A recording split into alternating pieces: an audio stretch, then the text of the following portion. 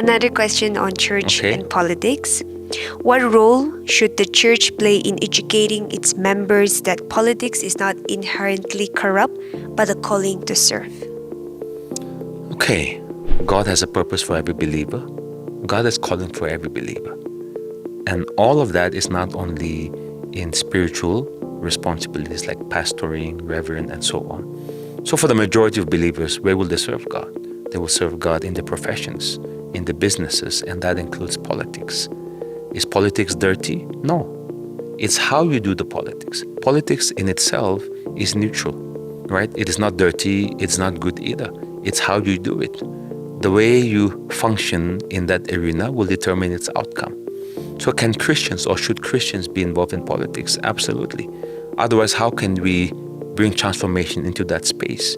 There is the medical space, there is the business space, there is the educational phase, there is the family space, right? There is the business space, there's the business realm. All of that needs the influence of the Word of God, the influence of God's power and God's love, because that transforms an entire nation. So I believe that the church should educate its people about what it means to serve God, what is a calling, and how you can be a politician in a God-centered way, how you can be a businessman in a God-centered way, and affirm, encourage, and pray for the people who are involved in such fields as if they are representatives of God there. There should not be a hierarchy of those that are in full-time ministry. They are better and more called than the rest of the believers, because that will produce weak Christians and weakness of Christians in the marketplace. Like, for example, one of the most cruel laws that were abolished, slavery. It was abolished because Christian William Wilberforce, who wanted to actually serve God as a clergyman, wanted to go into ministry, but his pastor said, no, don't join ministry. We need you in politics.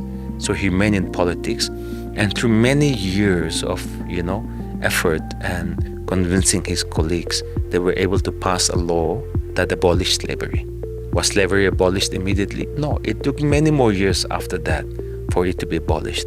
But the fact that they made the initial headway made it possible for slavery to be progressively abolished and abandoned all over the world. Okay, so even the legislation that was passed did not immediately cause slavery to be abolished as a practice, but that was the beginning. So I believe it's important for Christians to be in politics and to be available there as person of authority in that realm to pass laws, to bring in changes that begins to affect the lives of people all over the world. And even that's the kingdom of God.